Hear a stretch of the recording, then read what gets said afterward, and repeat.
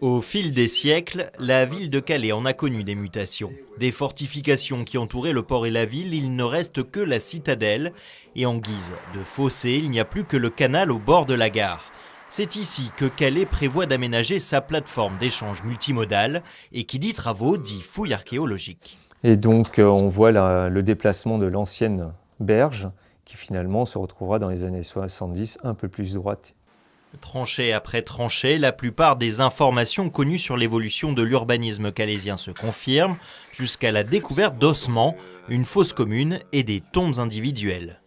Cette aire funéraire n'était pas connue sur Calais et on ne s'attendait pas à le trouver à l'extérieur de la ville, aussi près de la porte principale.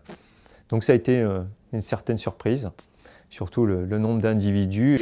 Un nombre laissant penser qu'il s'agit de sépultures de catastrophes, des victimes de la peste de la fin du XVIe siècle, sans tombe visible pour s'y recueillir.